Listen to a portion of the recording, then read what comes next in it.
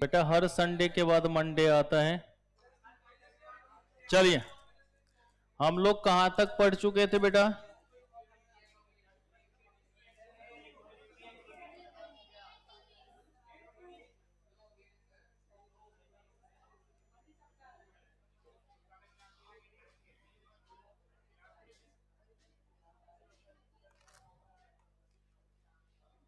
पहले money demand पढ़े थे, अब क्या पढ़ रहे बेटा? मनी सप्लाई और लास्ट में मनी पॉलिसी। चलिए जी, तो अब इसके अंतर्गत हम लोगों ने जो पिछली क्लास में देखा था उसमें हम लोगों ने मेजरमेंट ऑफ मनी सप्लाई देख लिया था ना। मेजरमेंट ऑफ मनी सप्लाई देख लिया था। उससे आगे की कहानी करनी है, तो लिखो बेटा कंसेप्ट ऑफ, पांचवा पॉइंट होगा ना, concept of money multiplier.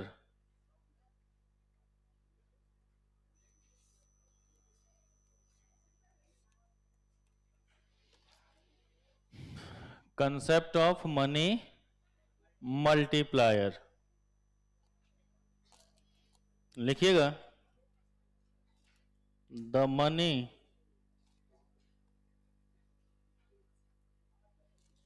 created by the RBI is known as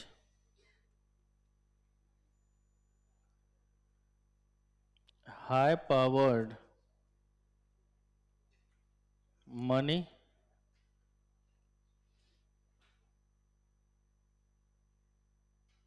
और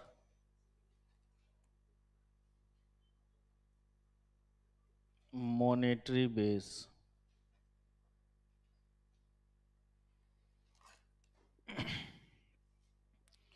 The money created by the RBI is known as high powered money और monetary base। कि जो RBI के द्वारा मनी क्रिएट होता है उसी को क्या कहते हैं हम लोग बेटा? हाई पावर्ड मनी कहते हैं, या फिर उसी को हम लोग क्या कहते हैं बेटा? मॉनेटरी बेस कहते हैं। कहता है the money supply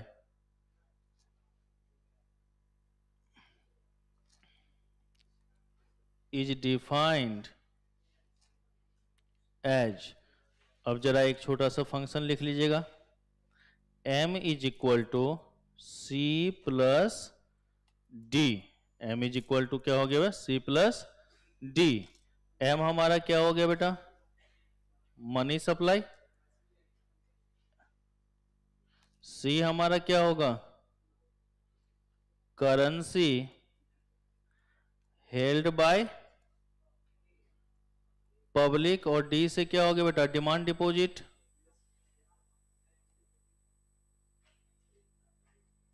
demand deposit. तो m बराबर क्या हो गया हमारा? c plus D. कि अगर हम मनी सप्लाई की बात कर रहे हैं तो भाई क्या हमारे हाथ में जो पैसा है, जो हमारे पब्लिक के पास पैसा है उसकी बात, और साथ ही साथ जो हमारा डिमांड डिपॉजिट है, इन दोनों को अगर ऐड कर दे तो क्या बन जाएगा बेटा? हमारा मनी सप्लाई बन जाएगा। कहता है मनी सप्लाई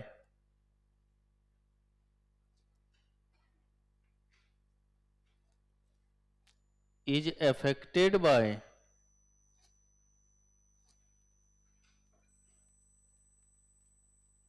मॉनेटरी बेस।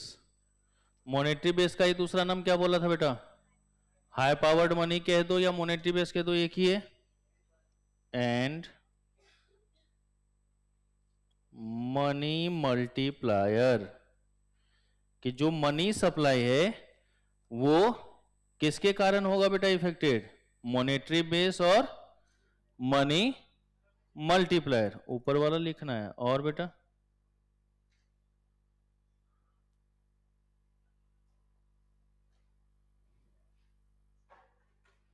बताओ दीपू, गलत बात है? सर आज तो आप दिख भी नहीं रहे।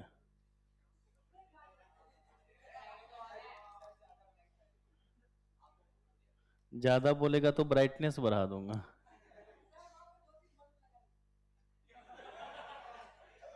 उसके लिए तू अपने बारे में सोच बेटा।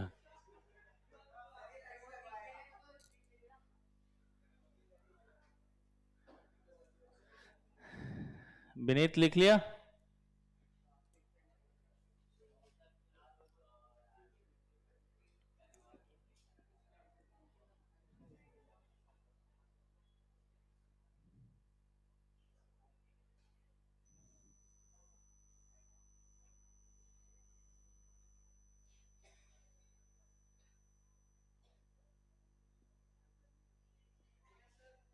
होगा वह? तो क्या लिखा हमने बेटा? Money supply is affected by monetary base and multi multiplier. तो लिखिएगा m इज इक्वल टू, ये हो गया small m into M B. M B से किसको डिनोट किया था बेटा हमने? मॉनेटरी बेस या हाई पावर्ड मनी। तो m हमारा क्या हो गया? Money supply. m हमारा क्या होगा? क्योंकि हमने ऊपर में क्या लिखेगा? मनी सप्लाई इफेक्टेड ना। तो m हमारा क्या हो गया? Money supply. और ये mb जो है ये क्या हो गया हमारा? मॉनेटरी बेस या high powered money.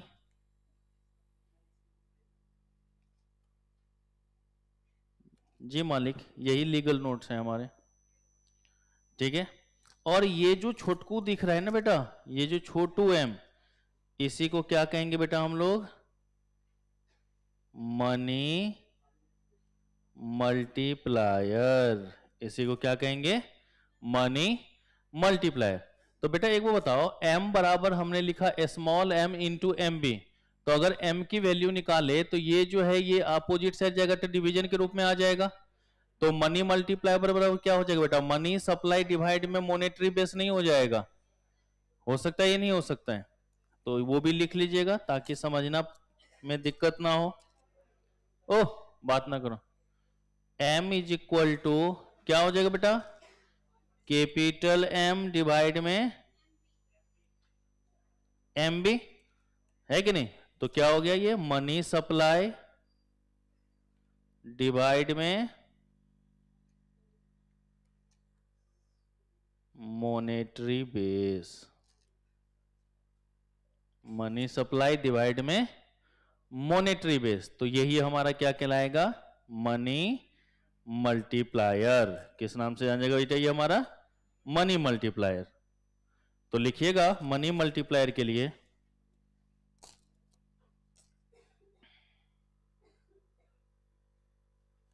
Money multiplier is a ratio that relates the change in the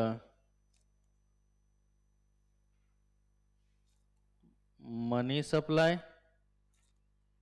to given change in monetary base ना। भाई जो ऊपर फॉर्मूला लिखा है इसमें यही तो देखा है हमने।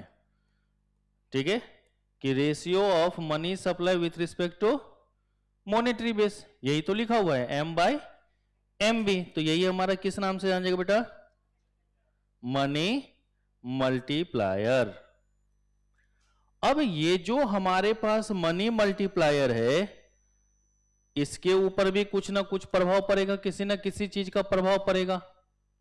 तो इसीलिए एक छोटू सी बात यहां पर आ जाती कि ये जो हम मल्टीप्लायर की बात कर रहे हैं तो कहते हैं what effects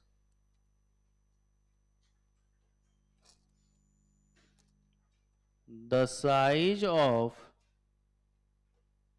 money multiplier.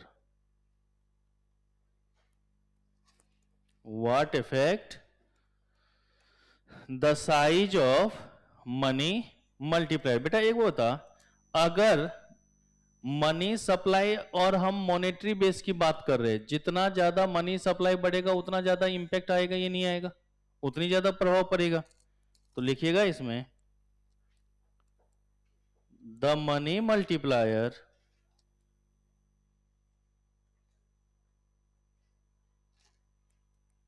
Is reciprocal of the reserve ratio, that is if R is reserve ratio of all commercial banks, then भाई रिजर्व रेशियो जितना ज्यादा होगा लोगों के पास मनी सप्लाई उतना कम होगा, ये नहीं होगा भाई। अगर बैंक अपने पास फंड ज्यादा रख लेगी तो इसका मतलब बाहर लोन ज्यादा नहीं दे रही, लोन नहीं ज्यादा दे रही तो लोगों के पास ज्यादा पैसा नहीं है। तो मनी सप्लाई अगर कम होगा तो ऑटोमेटिक हमारा मल्टीप्लायर भी क्या होता जाएगा, कम होता जाएगा। तो इसलिए इसको कहा जाता है क्या बेटा, रेसिप्रोकल ऑफ रिजर्व। तो 1/r लिख सकते हैं या नहीं लिख सकते हैं, ठीक है। वही यहां पर लिखा गया है कि money multiplier is the reciprocal of the reserve ratio. तो रेसिप्रोकल का मतलब क्या, r की पावर -1 लिख दो या 1/r लिख दो। r की पावर -1 लिख दो या, नवनीत कहां से छूट गया बेटा,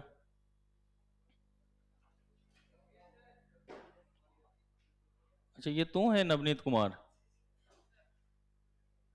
चिरकुटे आदमी है तू, तो सिन्हा है न रे। अच्छा ठीक है बेटा। तो मनी मल्टीप्लायर बराबर क्या हो गया हमारे पास, 1/ रिजर्व रेशियो, ठीक है, r। तो एक हमारा क्या हो गया है, money multiplier is equal to m/mb या m/h कह दो, दोनों एक ही चीज है, m/mb बोल दो या m/h बोल दो। और एक हमारा क्या हो गया, m is equal to 1/r। तो ये ध्यान में रख लोगे, पक्की वाली बात। तो एक वो बताओ बेटा, अगर कहीं पर भी, अगर मान लेते हैं if r is equal to 25%, reserve ratio कितना रखा गया बेटा 25%, तो बताओ m हमारा कितना होगा। तो भाई इसको अगर हम लोग कन्वर्ट कर दे, परसेंटेज हटाएंगे, टाइम वैल्यू ऑफ मनी तो परे हो ना, तो 25/100, तो 0 10 या 2 5, और m की वैल्यू क्या होगी बेटा 1/r, तो 1/0.25 कितना हो गया, और मल्टीप्लायर है तो टाइम्स लगाएंगे या नहीं लगाएंगे। याद करो हम लोगों ने इससे पहले भी मल्टीप्लायर के बारे में पढ़ लिया था, यूनिट नंबर 2 के अंतर्गत, चैप्टर नंबर 6, कुछ याद बाटे, वहां पे बहुत सारा मल्टीप्लायर का फॉर्मूला देखे थे और क्वेश्चन एविट हो करेगा, छूटेगा नहीं, ठीक है। तो हमेशा जब मल्टीप्लायर की बात कर रहे तो हम लोग टाइम्स, जैसे याद है ना कि हमने जब 50 करोड़ इन्वेस्ट किया था, 300 करोड़ से हमारा टोटल जो है रेवेन्यू पे फर्क पड़ा था, तो हमने बोला था ना 6 टाइम्स इंक्रीज हुआ था।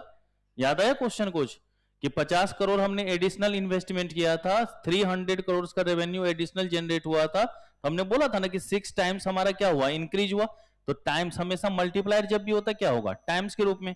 या इसी को हम लोग डायरेक्ट भी लिख सकते थे क्या, 1/25%, तब भी काम चल जाता, ये नहीं चल जाता बेटा 4 टाइम्स, कोई कैलकुलेटर तो सभी के पास है, तो 1/25 और परसेंट दबाइएगा तो आंसर 4 आ जाएगा।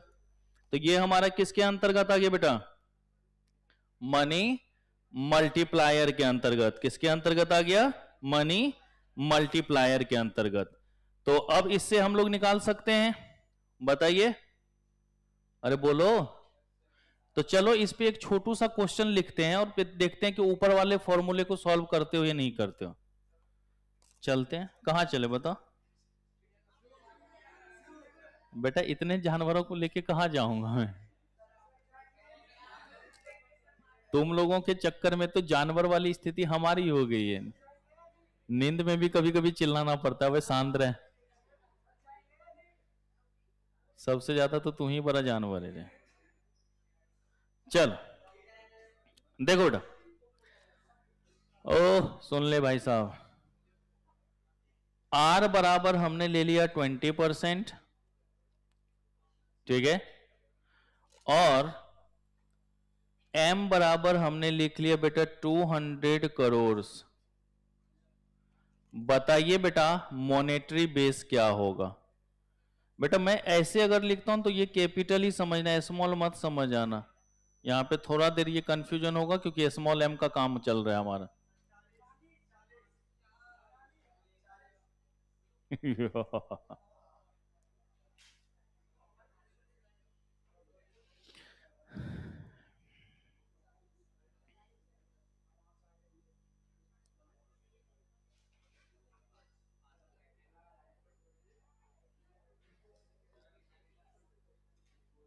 कितना आ गया?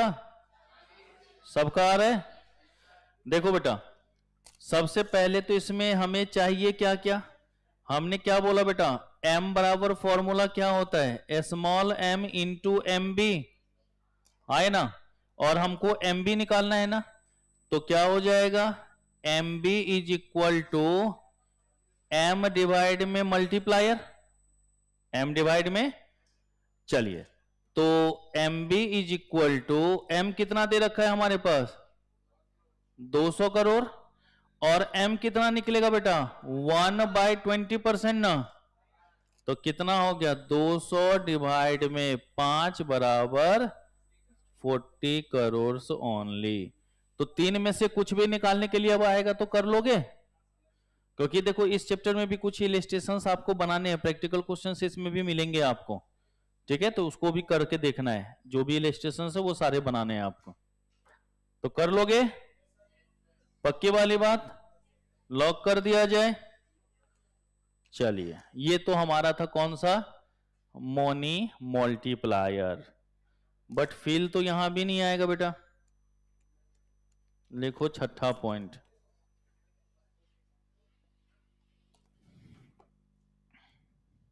एक बार दोबारा, ले दादा मैंने तो सीधा फॉर्मूला लिखा, मैंने और कुछ किया ही नहीं, किसी भी तरीके का कोई बदलाव नहीं करा है हमने।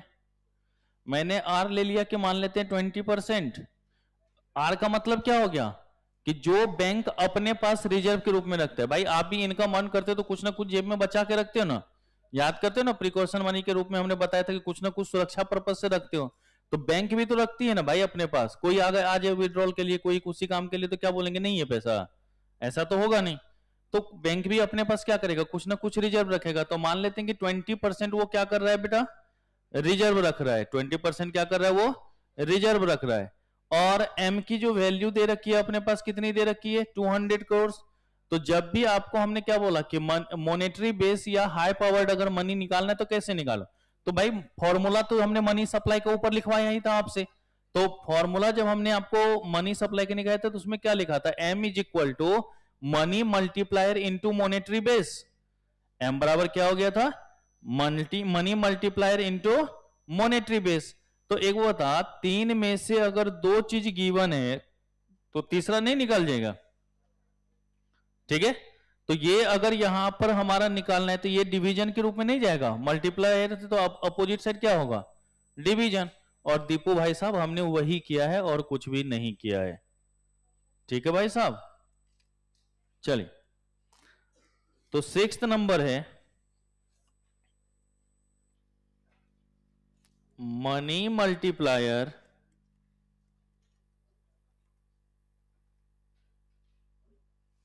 Approach to supply of money, या इसी को हम लोग कहते बेटा determinants of money supply.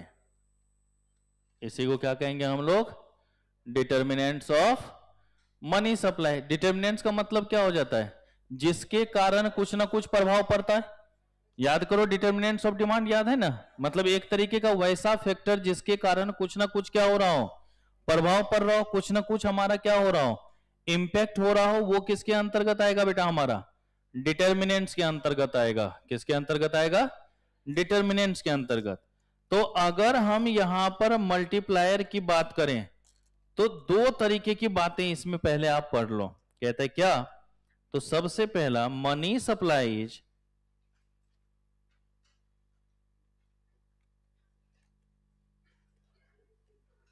determined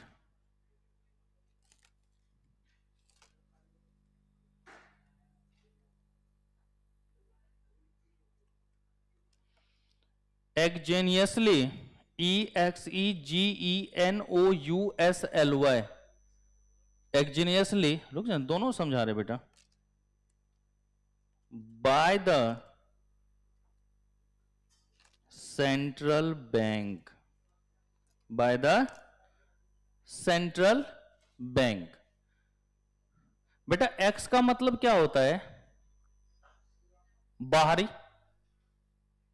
x का मतलब क्या होता है? मतलब जहां पर हम बाहर से भी कुछ फंड मंगाने की बात सोच रहे हो, बाहरी सरप्लस की भी बात कर रहे हो, बाहरी सप्लाई की भी बात कर रहे हो। और दूसरा money supplies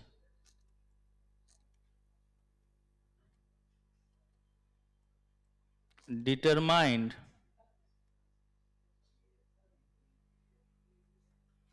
endogenously by changes in economic activities which affects people's desire to hold currency।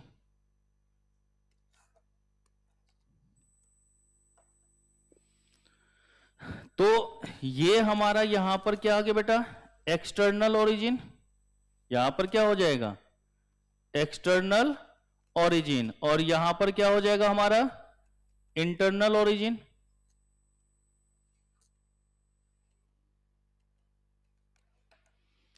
तो एक्सजेनियसली का मतलब क्या हो जाएगा?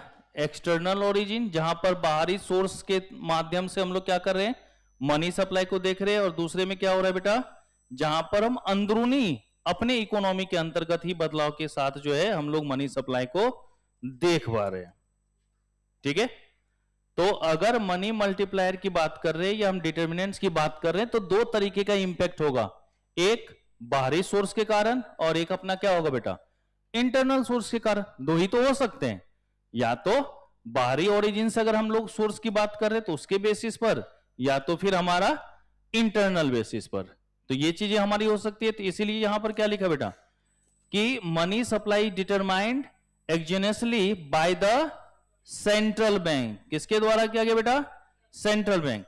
And money supply determined endogenously by change in economic activities. बेटा इससे पहला चैप्टर जब हमने पढ़े थे, इससे पिछले चैप्टर में, उस टाइम में याद है ना कि गवर्नमेंट अपने बजट को कम कर लेता था या फिर अपनी जो भी एक्सपेंडिचर वगैरह है उसमें बदलाव कर देता था। जो जरूरी की चीजें होती थी सिर्फ उसी के ऊपर काम करता। ये सब किसके लिए? सोर्सेज के लिए ही ना, मनी सप्लाई के लिए ही ना। तो वही बातें थी। ये सब जो हम बदलाव कर रहे हैं, जो हमने फिजिकल फंक्शंस वगैरह के अंदर, फिजिकल पॉलिसी के अंदर देखा था, वो हमारा क्या था? इंटरनल चेंजेस के अंदर है। हम अपनी इकोनॉमिक एक्टिविटीज में क्या करेंगे? बदलाव कर लेंगे।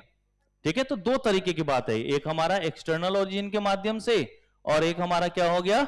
इंटरनल ओरिजिन के माध्यम से। ओके? तो इस बेसिस पर लिखिएगा बेटा, the money multiplier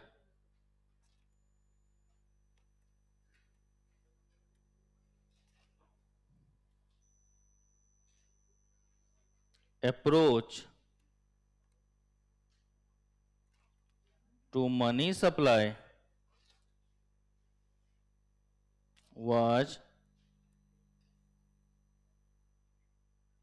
propounded by, propounded का मतलब given by, जिसके द्वारा खोज किया गया, जिसके द्वारा दिया गया। तो money supply was propounded bye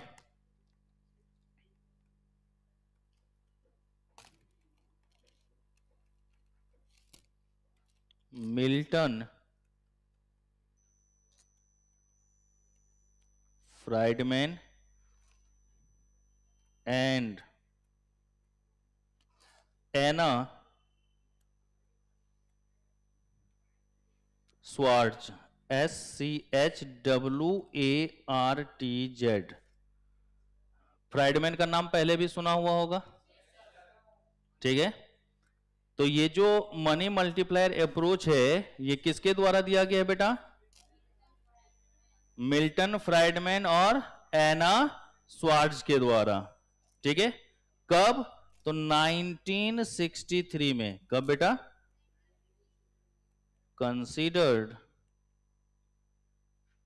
considers 3 factors as immediate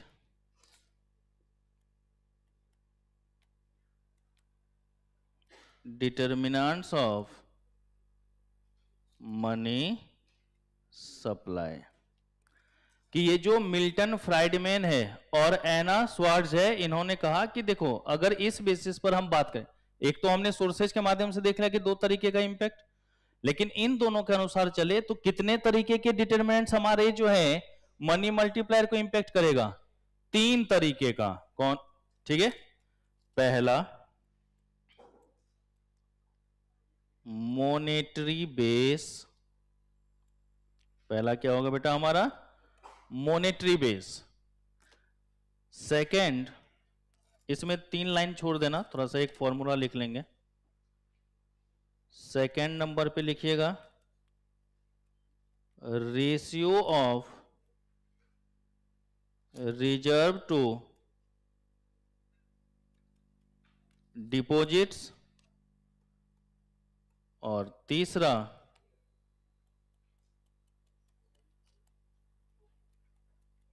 ratio of currency to deposits. 3 determinant कौन कौन से हो गए बेटा? सबसे पहला मॉनेटरी बेस। मॉनेटरी बेस याद है? एमबी। एमबी बोले तो हाई पावर्ड मनी। दूसरा क्या बोला बेटा? Ratio of reserve to deposit. और तीसरा क्या नाम दे दिया गया? Ratio of currency to deposit. तो ये जो हमारा मॉनेटरी बेस है इसी को हम लोग क्या कहते हैं बेटा? Stock of high powered money ना। इसी को क्या कहते हैं हम लोग? Stock of high powered money. तो यहां लिखेगा बेटा H is equal to C plus TR। C plus TR। और यहां पर ये जो हमारा TR है, इस TR के अंतर्गत क्या क्या आ जाएगा? तो C plus ER plus RR। इसको अभी नीचे हम लोग एक्सप्लेन करेंगे पूरा, ठीक है। TR के अंतर्गत क्या आ जाएगी? ये दोनों बातें, ER प्लस RR। ये हमने क्या लिखा? Ratio of reserve to deposit. Ratio of reserve to deposit मतलब R/D ना बेटा, यही तो हो सकता है। रिजर्व टू डिपॉजिट क्या हो सकता है? R/D। और ये जो हमारे पास है इसमें हमने क्या लिखा? Ratio of currency to deposit ना। तो ratio of currency to deposit जो है तो E इज इक्वल टू क्या हो गया? C/D। अब 3 बातें यहां पर हो गई ना। अच्छा क्या लिखा? करेंसी टू, इसको C लिखो, छोटू सी। इसको क्या लिख दो? छोटू सी। तो देखो बेटा H बराबर क्या हो गया? C plus TR। H बराबर क्या हो गया हमारा? C plus TR। TR के अंतर्गत ER और RR दोनों आएगा। अगर हम लोग स्मॉल r की बात कर रहे हैं तो उसमें क्या लिखा हमने बेटा? रिजर्व डिवाइड में डिपॉजिट। और अगर स्मॉल c की बात कर रहे हैं तो क्या हो गया? Capital C/D। इसमें से ऐसे क्वेश्चन अभी आएगा नहीं, क्वेश्चन के लिए अभी आगे हम लोग फॉर्मूला देखेंगे। टेप लिया यहां तक? पक्की वाली बात? चलिए अब इसी में जो हमने ये बातें लिखी है तो चलिए जरा इसको थोड़ा सा और एक्सप्लेन कर लिया जाए। तो सबसे पहला क्या था बेटा? मॉनेटरी बेस ना, या हम लोग हाई पावर्ड मनी बोल रहे थे, तो लिखिए हाई पावर्ड मनी। एक लाइन इसके लिए क्योंकि ये तो हो ही चुका है, हाई पावर्ड मनी या monetary base.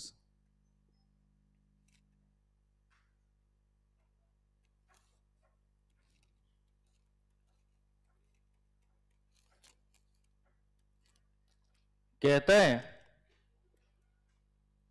The total money supply in the economy will vary directly with supply of high powered money। जितना ज्यादा हाई पावर्ड मनी इंक्रीज करेगा, मनी सप्लाई भी उतना ही ज्यादा क्या होगा बेटा, इंक्रीज करेगा। और इसके ऊपर एक प्रैक्टिकल क्वेश्चन आएगा आज जो होमवर्क दूंगा जब इलस्ट्रेशंस बनाने के लिए, तो उसमें देखिएगा एक जो है प्रैक्टिकल क्वेश्चन इसके बेसिस पर आवेगा। तो आपसे अगर कभी भी पूछा जाएगा कि बताओ हाई पावर्ड मनी और मॉनेटरी बेस में कैसा रिलेशन, बताओ बेटा कैसा रिलेशन। जितना ज्यादा हमारा हाई पावर्ड मनी का सप्लाई बढ़ेगा उतना ही ज्यादा हमारा मनी सप्लाई इंक्रीज होगा। जितना हाई पावर्ड मनी का सप्लाई कम होगा उतना ही मनी सप्लाई भी क्या होगा, इकोनॉमी में कम होगा, ये नहीं होगा। चलिए फिर उसके बाद हमने क्या लिखा था बेटा, ratio of reserves to deposit. तो चलिए जरा इसका भी मतलब लिख लीजिए, रिजर्व टू डिपॉजिट रेशियो छोटू आर किससे डिनोट किए थे बेटा, ये हमारा दिखाता है किसको, कॉमर्शियल बैंक के बिहेवियर को। सोज बिहेवियर ऑफ कॉमर्शियल बैंक्स, किसको शो करेगा बेटा, बिहेवियर ऑफ कॉमर्शियल बैंक।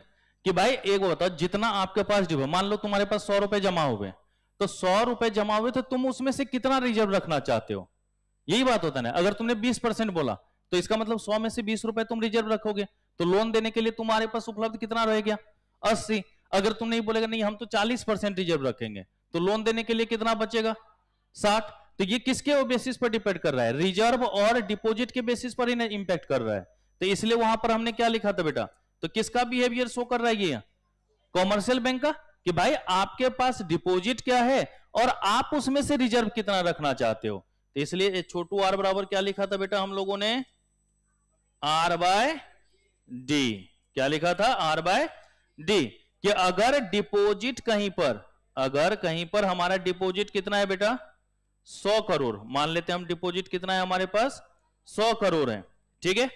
और उसमें से रिजर्व मान लेते हैं हमने, कितना मान लिया बेटा, 30 करोड़। तो छोटू आर कितना हो जाएगा, 30/100 न, तो कितना आ जाएगा 0.3। ओके, तो ये चीजें ध्यान में रखना है ना हमें। ओके, तो ये हमारा क्या कहलाएगा बेटा, रिजर्व टू डिपॉजिट रेशियो। किसके अंतर्गत आएगा ये हमारा, रिजर्व टू डिपॉजिट। तो जैसे जैसे हमारा डिपॉजिट बढ़ेगा वैसे वैसे हमारा रिजर्व भी क्या होगा, बताओ चेंज होगा या नहीं होगा। चलिए अच्छा बेटा एक वो बताओ, अगर मान लीजिए कि हमने यहां पर ले लिया अब कि डिपॉजिट हमने अभी भी कितना करा है बेटा, 100 करोड़, और रिजर्व सब हमने कर दिया 40 करोड़। अब आर कितना हो जाएगा बेटा, 40 डिवाइड में तो कितना आ गया, 0. अच्छा अगर मान लो कि 60% रिजर्व रख लिया जाए तो, डिपॉजिट कितना मान लिया हमने 100 करोड़, आर कितना मान लिया 60 करोड़, तो आर बराबर कितना होगा 60 डिवाइड में 100, 0. तो देख रहे हो ये किसको शो कर रहा है कि देखो 100 करोड़ में अगर 30 करोड़ तुमने रख ही लिया तो लोन देने के लिए तुम्हारे पास कितना अवेलेबल है, कितना 70 करोड़।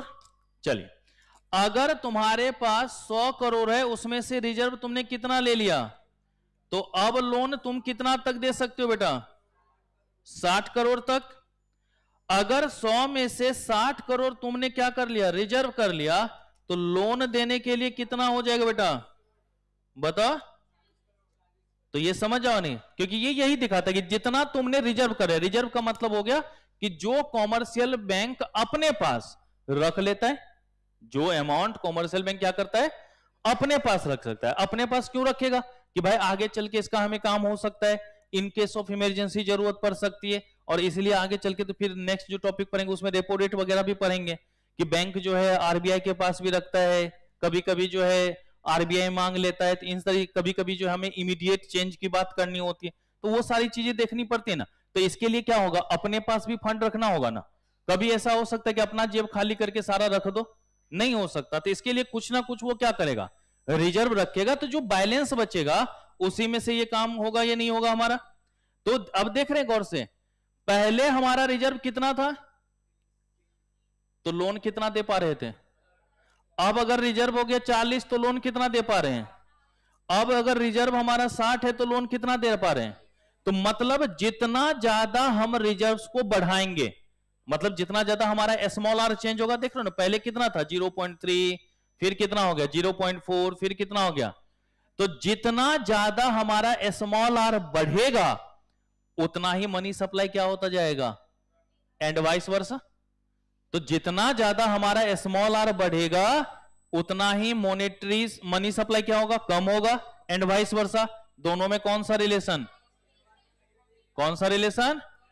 तो इसको भी नीचे लिखे, ये समझ में आ गया ना, एग्जांपल से समझ जाओगे, अब तो कंफ्यूजन नहीं होगी ना, कि भाई जितना रिजर्व बैंक रखेगा, आर जितना बढ़ेगा, इसका मतलब अपने जेब में ज्यादा रख रहे हैं। भाई अगर तुम अपने जेब में ज्यादा रख रहे हो, तो खर्च ऑटोमेटिक क्या करोगे, कम करोगे। अपने जेब की सरप्लस को जितना कम करोगे, खर्चा उतना ही क्या होगा, ज्यादा होगा। यही होता ये नहीं होता। तो लिख लीजिएगा यहां पर, if r increases money supply decreases and vice versa. Vice versa का मतलब समझाना तो नहीं पड़ेगा ना बेटा, जस्ट अपोजिट। कौन सा रिलेशन, इनवर्स और नेगेटिव, इनवर्स और, तो याद रख लोगे। और ये जितने रिलेशन लिखवा रहा हूं ना बेटा, इसको ध्यान में जरूर रख लेना। जितना ये हम लोग यहां पर रिलेशन को देख रहे हैं ना, इसको जरूर आपस में काम कर लेना, क्योंकि एग्जाम्पल के लिए देखना ज्यादा जरूरी है। ठीक है, 1 नंबर का क्वेश्चन आता है तो कुछ भी तो पूछ सकता है ना। ओके बेटा, कर लोगे काम। अब कहता है कि इफ द रिजर्व रेशियो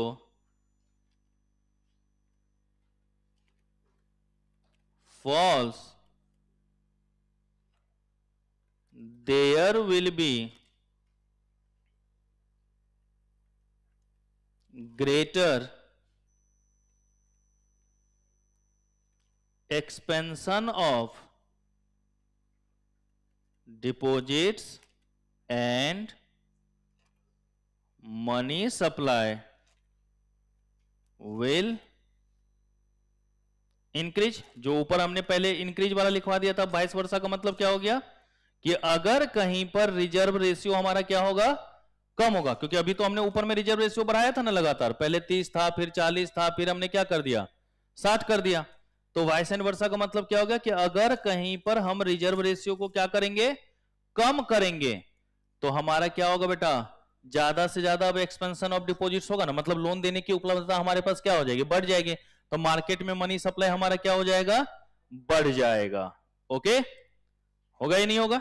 तो अब अगर ये जो हमारी क्षमता है, अब जरा गौर से देखना, पहले हमने यहां पर कितना करा था बेटा, 30, जबकि हमारे पास डिपॉजिट कितना था, 100। अब हमने बोला कि ना, ये 30 हमारा जो है ना, रिजर्व नहीं करना, हम रिजर्व 20 ही कर लेते हैं। रिजर्व क्या कर लेते हैं हम लोग। तो इसका मतलब अब आपके लिए एडिशनल 10 करोड़ की क्षमता बढ़ जाएगी लोन देने की, नहीं बन जाएगी। क्योंकि पहले कितना था, 70 करोड़, क्योंकि 30 करोड़ अगर रख रहे थे तो हमारी क्षमता कितनी थी, 70 करोड़। और अब अगर हम 10 करोड़ जो है कम रिजर्व कर रहे हैं तो इसका मतलब क्या होगा, एडिशनल 10 करोड़ हम ज्यादा कर सकते हैं। या इसी तरीके से अगर हमने बोला ना रिजर्व को बढ़ाओ, हम 30 से बढ़ा करके 35 कर दें, तो क्या होगा बेटा, 5 करोड़ क्षमता कम होगी ना। तो ये जो एडिशनल हम लोग करते हैं, एडिशनल जो रिजर्व करते हैं उसी को कहा जाता है एक्सेस रिजर्व। क्या बोला जाता है इसको? ऊपर में याद आया हमने एक छोटू सा ER लिखा था, बोला था अभी आगे चल के इसकी बात करेंगे, तो इसी को क्या नाम देंगे हम लोग, एक्सेस रिजर्व। तो जरा लिख लीजिए इसको। टोटल रिजर्व हमने अभी कितना लिया था बेटा, 30 करोड़। हमने यहां पर क्या ले लिया है, टोटल रिजर्व कितना, टोटल रिजर्व 30 करोड़। ठीक है, अब इस 30 करोड़ को दो भागों में बांट देता हूं, 20 करोड़ और 10 करोड़। आपको जो समझने के लिए मानना होगा मान लेना, ऐसा कोई बात ही नहीं है। अब अगर मान लीजिए कि भाई एक मिनिमम रिक्वायरमेंट होती कि इतना तो आपको रिजर्व रखना ही पड़ेगा। भाई अगर RBI ने बोला कि हर बैंक को 20% तो कम से कम रखना ही है, तो 20% ही ना लिमिटेशन है। हम 30% रख रहे हैं, ये हमारी अपनी मर्जी, हम 40% रख रहे हैं, ये हमारी मिनिमम रिक्वायरमेंट क्या है, 20%। तो अगर मान लीजिए कि ये 20 करोड़ हमारा क्या है, रिक्वायरमेंट है, इसको कहेंगे बेटा रिक्वायर्ड रिजर्व। क्या नाम देंगे इसको, रिक्वायर्ड रिजर्व। ऊपर में आपने देखा होगा हमने RR नाम दिया था, ठीक है। लेकिन हमने रिजर्व कितना कर लिया है, हमारे पास रिक्वायर्ड कितना था 20, हमने करा कितना है, तो ये 10 करोड़ हमारा क्या हो जाएगा बेटा, एक्सेस रिजर्व होगा या नहीं होगा। तो इसका नाम क्या दे देंगे, एक्सेस रिजर्व। क्या हो गया, ER। तो देखो बेटा ER प्लस RR ही हमारा TR है या नहीं है, ठीक है। तो ऊपर में जो हमने यहां पर लिखा था वो इसी की बात करी थी हमने, ठीक है।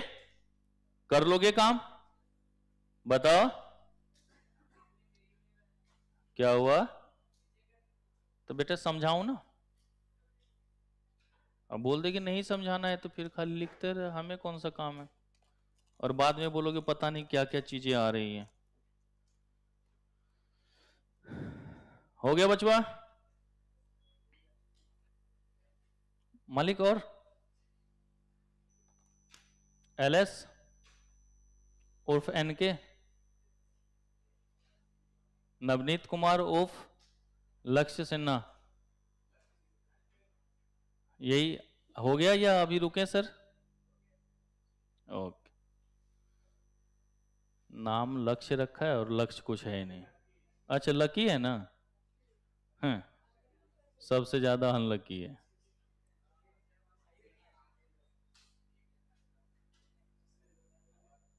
ऑनलाइन वालों टेप लिया,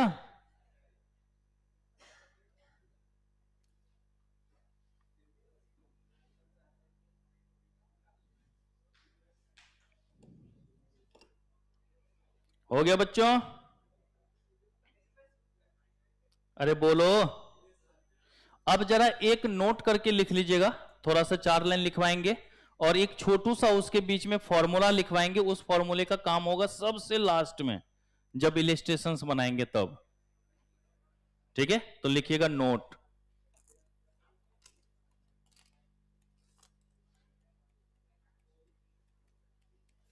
कहता है इफ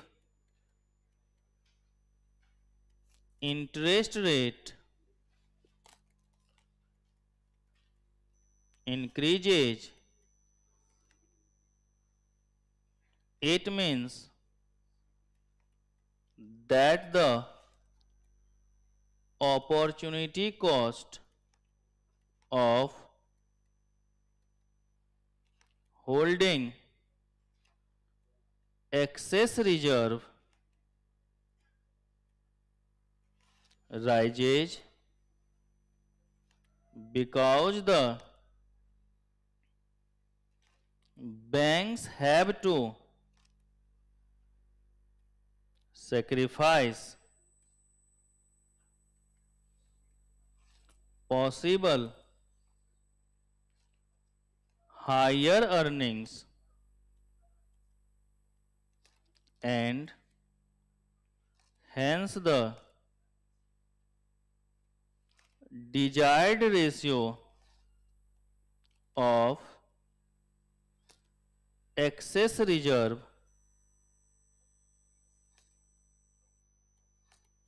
to deposit falls. अगर इंटरेस्ट रेट बढ़ेगा तो अब जो ये हमारा रेट है ये क्या होता जाएगा बेटा, कम होगा या नहीं होगा? तो इस केस में लिखिएगा बेटा छोटू e is equal to e r divide में, पहले हम लोग कुछ और काम कर रहे थे, अब हम इसका नाम क्या दे रहे हैं, e is equal to e r by d. कौन सा रिलेशन होगा बेटा, इनवर्स रिलेशन ना. कौन सा रिलेशन हो रहा है यहां पर, इनवर्स रिलेशन. तो इसी में लिखिएगा if bank fears that deposit outflows are likely to increase, then it will increase the ER.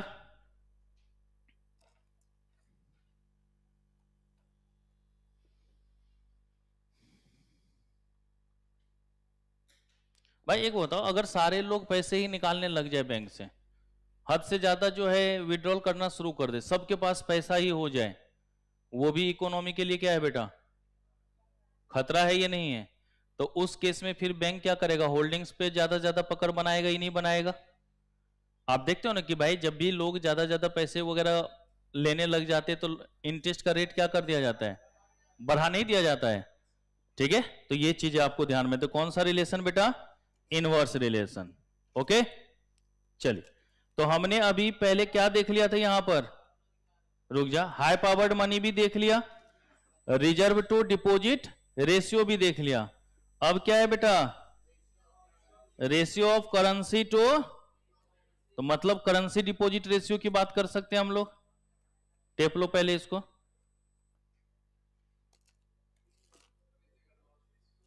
और नीचे. ठीक है,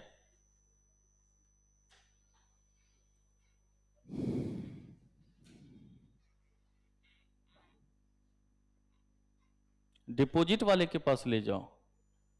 कौन से डिपॉजिट वाले के पास बेटा,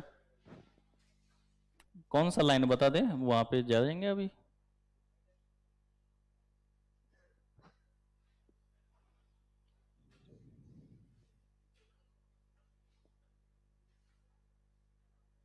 कल की क्लास मिस मत करना, कल 100% खत्म हो जाएगा, जो इसका 1 यूनिट बचा है वो भी कल खत्म हो जाएगा.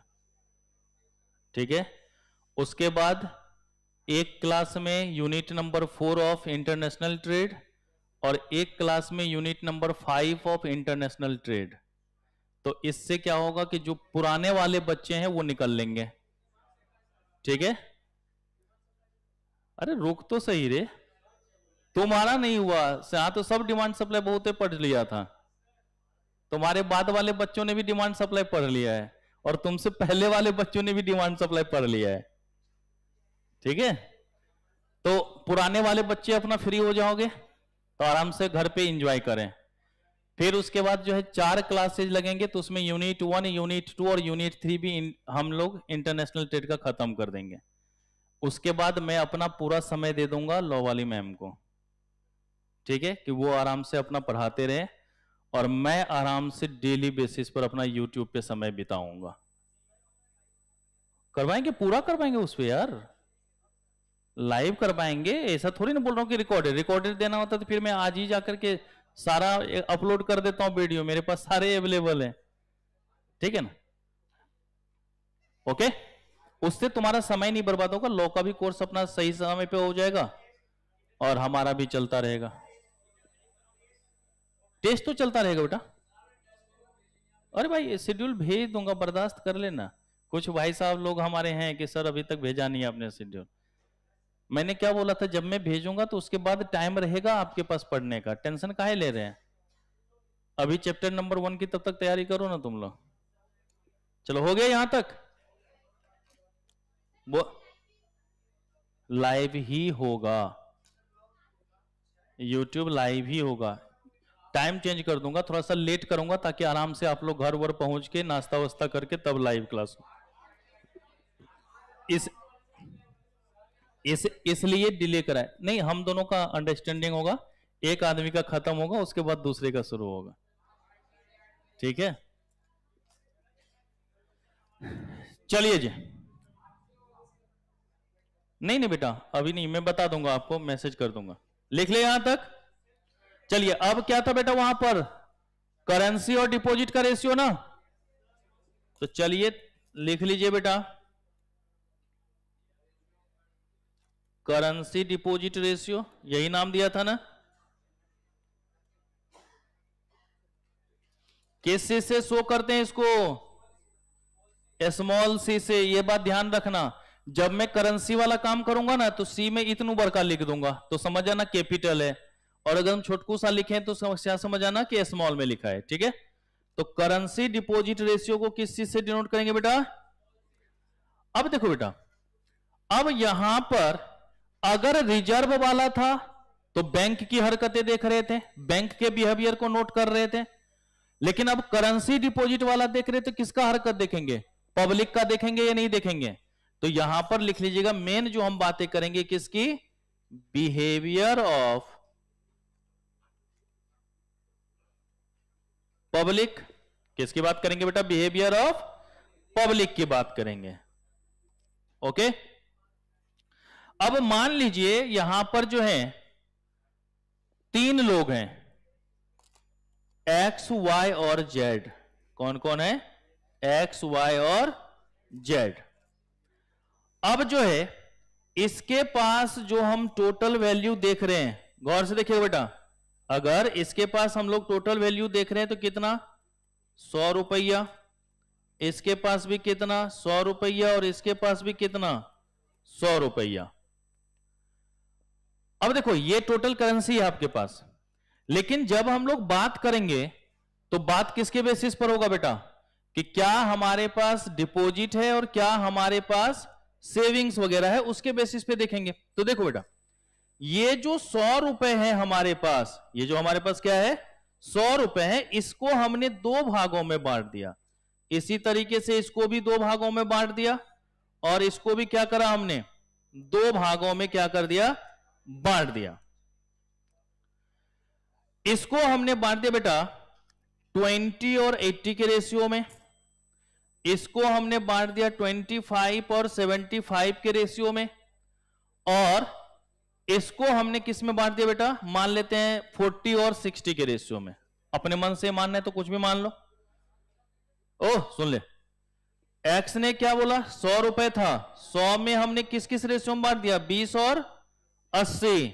दूसरे का क्या है बेटा 25 और तीसरे का क्या है हमारा 40 और 60। अगर बेटा यहां पर अब देखिए, ये हमने मान लिया बेटा सी, और ये हमने क्या मान लिया डी। ये हमारे पास क्या है कि भाई 100 रुपए थे, 20 रुपए हमने अपने पास रखा और 80 रुपए क्या कर दिया, जमा कर दिया। यहां पर क्या हो गया, इसको कितना मान लिया, क्योंकि हाथ में हमेशा क्या रखेंगे, कम ही तो रखेंगे, तो इसको हमने सी मान लिया, और ये हमारा क्या हो गया डी। जेड का ये हमारा क्या हो गया सी, और ये क्या हो गया। अब अगर मैं आपसे छोटू सी के बारे में पूछूं कि बताओ छोटू सी क्या से निकलेगा, तो क्या होता था सी डिवाइड में छोटू सी बराबर क्या होगा। तो अगर x का हम लोग c निकाले तो x का c कितना आएगा बेटवा, 20 डिवाइड में मतलब 1/4, 1/4 को क्या कह सकते हैं 0.25, 25/25 या 75 कितना आ गया 0.33। ये कितना हो गया बेटा 40/60, इसका मतलब 2/3, 20 दूनी 40, 20 3 60, कितना आ गया 0.67। इतना ही आ रहा है ना, हाँ 6666 आएगा तो 67 लिख लिया। तो x का हमारा जो है c कितना हो गया बेटा, स्मॉल से। c यहां पे सिर्फ बोल रहा हूं तो किसका मतलब क्या है, स्मॉल से। तो x का स्मॉल से कितना हो गया 0.25, y का हमारा कितना दे हो गया बेटा 0.33, और z का हमारा कितना हो गया 0.67। तो अब इसका मतलब क्या, तो लिखिएगा कि द करेंसी डिपॉजिट रेशियो छोटू c represents the degree of adoption of banking habits by the people। कि भाई एक्स का बैंकिंग हैबिट्स कितना है, कि भाई हर बार अगर 100 कमाएंगे तो 80 रुपए क्या कर देना है, हमको जमा कर देना है।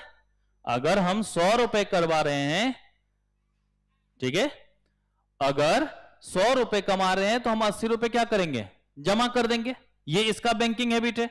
वाई कहता ना ना ना भैया, हमको थोड़ा सा प्रिकॉशन मनी रखना ज्यादा जरूरी है, अपने पास में भी होना ज्यादा जरूरी है, हम तो 75 रुपया ही क्या करेंगे, जमा करेंगे।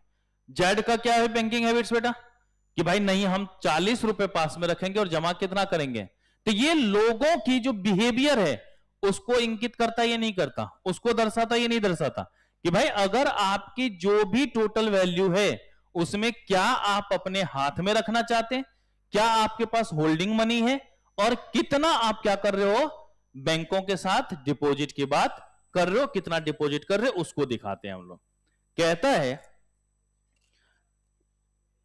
द स्मॉलर, इसी में लिखिएगा द सीडीआर, सीडीआर बोले तो करेंसी डिपॉजिट रेशियो, ये जो ऊपर लिखा था इसी को सीडीआर बोल सकते ही नहीं, या यूं कह दो छोटू c, the larger would be money multiplier.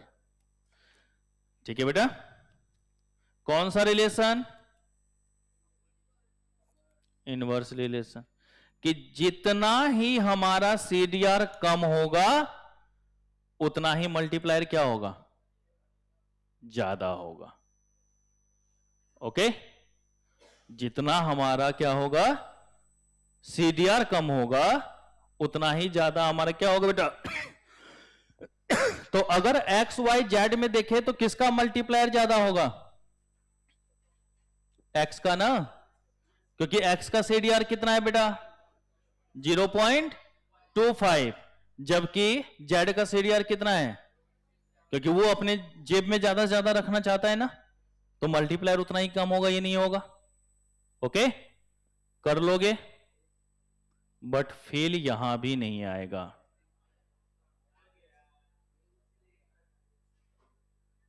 चलिए जरा बेटा, हम लोग लिखते थे डिपॉजिट के बारे में, यहां तक सबने टेप लिया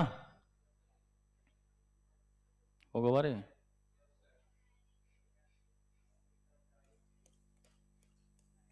एक ही का नहीं हुआ जो दूसरे का रजिस्टर ले रहा है।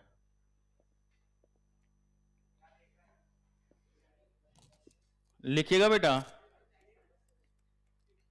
TD/DD रेशियो, क्वेश्चन नहीं आएगा लेकिन फिर भी देख लो एक बार।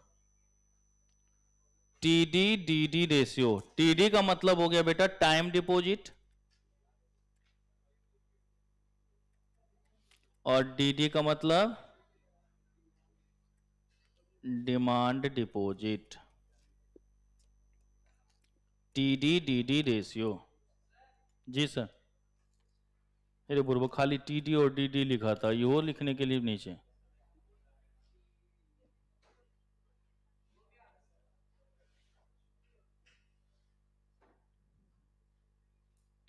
बेटा बीच में डैश इसलिए लिखा, दो अलग अलग टर्म्स हैं, TD अलग है और DD अलग है। ऐसा नहीं है कि TDQ लिख देना।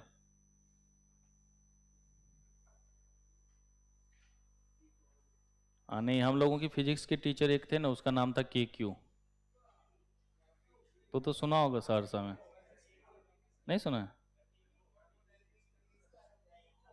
नहीं, KQ बेटा, KQ का मतलब होता है के। हाँ, कृष्णकांत खान। खां होता है, हम लोगों में एक टाइटल है उधर, खां के लिखा जाता है KHAN ही, लेकिन खां होता है, ब्राह्मण ही है, ठीक है। KQ।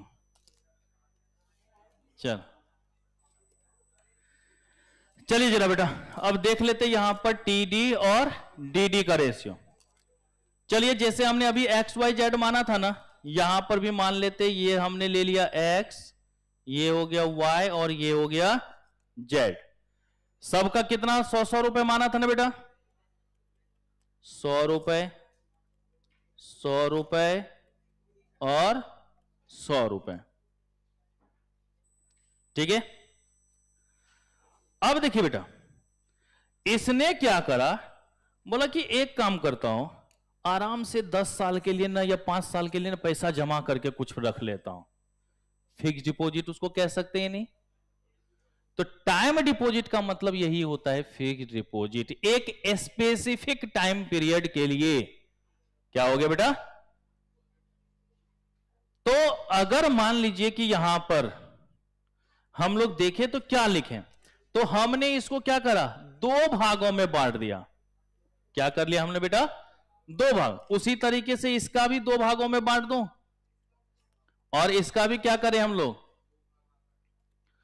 कि इसने क्या बोला कि 20 रुपए तो हम लोग क्या कर देते बेटा, फिक्स डिपॉजिट, और 80 रुपया क्या करते हैं, नॉर्मल बैंक में रख ले, हैंड रख ले, फलाना डिमका, डिमांड डिपॉजिट। इसी तरीके से तो ये जो FD है, इसी को क्या नाम दे देंगे बेटा? TD दे देंगे ना, क्योंकि फिक्स डिपॉजिट कर रहे थे कि स्पेसिफिक टाइम पीरियड के लिए होता है। अब इसमें क्या होता है ना, कि बैंक आराम से टेंशन फ्री रहता ही नहीं भाई। आपने अगर 2 साल के लिए FD करवा दिया, तो उस पर क्या होता है, इंटरेस्ट का रेट आपको ज्यादा मिलता है ना। क्यों मिलता है? क्योंकि बैंक रिलैक्स है कि ये 2 साल तो तुम निकालने वाले हो नहीं, तो इस पैसे का हम कुछ भी कर सकते हैं। लेकिन अगर नॉर्मल बैंक में जमा कर रखे तो क्या पता चलेगा हम अभी इसको कहीं इन्वेस्ट किया, सामने वो विड्रॉल करने के लिए पहुंच जाए, तो अंतर होता ये नहीं होता। तो टाइम डिपॉजिट में क्या होता है, बैंक रिलैक्स रहता है, तो इस चक्कर में वहां पर क्या होता है, इंटरेस्ट भी आपको ज्यादा मिल जाता है। अब यहां पर हमने ले लिया 30 और 70, और यहां पर हमने ले लिया 40 और 60, ले सकते हैं बेटा। चलिए, तो अगर यहां पर अब हम लोग रेशियो निकालें, TD DD रेशियो, तो क्या हो जाएगा बेटा, TD डिवाइड में, या यूं कह दे FD डिवाइड में DD। तो क्या बन गया बेटा, यहां पे 20/, यहां पर क्या बन जाएगा 30/, और यहां पर क्या बन जाएगा 40/। इसकी वैल्यू कितनी आ रही बेटा, 0.25 ना। इसका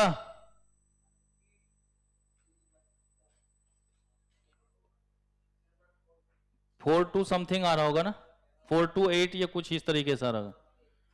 कितना आ रहा है, 428 आ रहा है ना, तो 43 ले लेते हैं। और ये कितना आ गया बेटा, 67 ना।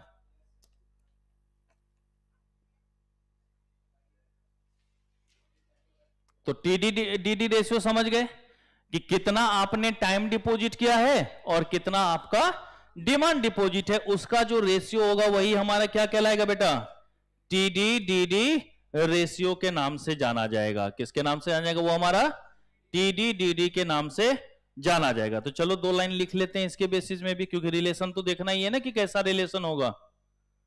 करें बेटा, एक वो बताओ, यहां पर टाइम डिपॉजिट कितना लिया था हमने, 20। मतलब बैंक जो है इस 20 रुपए को कहीं भी अभी इन्वेस्ट कर सकता ही नहीं, तो मनी सप्लाई कितना बढ़ेगा, 20 का। चलो, यहां पर कितना है अब, तो बैंक कितना अब मनी सप्लाई बढ़ा सकता है? अब यहां पर कितना है? इसका मतलब ये टीडी रेशियो जितना ज्यादा होगा उतना मजेदार होगा या नहीं होगा? तो चलिए जरा टेप लेते हैं। Increase in TD DD ratio means greater availability of free reserves and consequently larger money deposit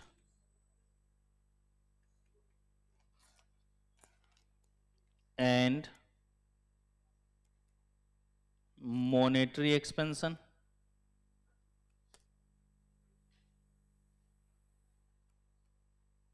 Monetary expansion is possible.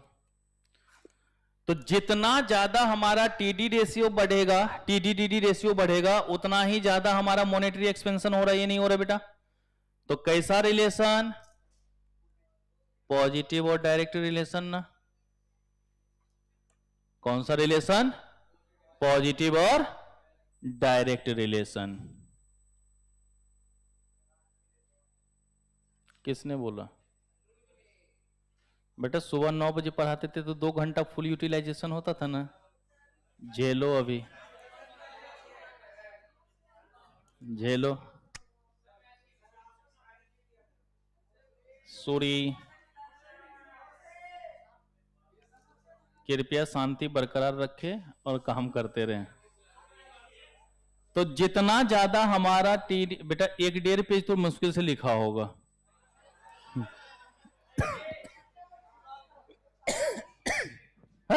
मैं कहां लिखवाता हूं? सबसे कम तो मैं ही लिखवाता हूं। चलो शांति बनो।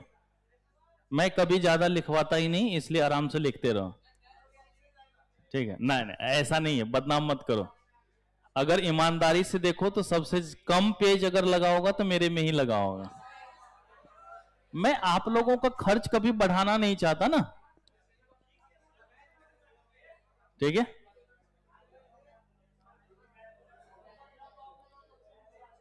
चलिए हो गया यहां तक? नहीं बेटा कल मुझे कंप्लीट करना है ना, इसलिए। क्या हुआ? इसलिए तो आपने देखा होगा 3 बजे आपकी मैथ्स की क्लास ओवर हुई, मेरा मैसेज आ गया कि 3:15 बजे मेरी क्लास है। मैंने डिले नहीं किया ना?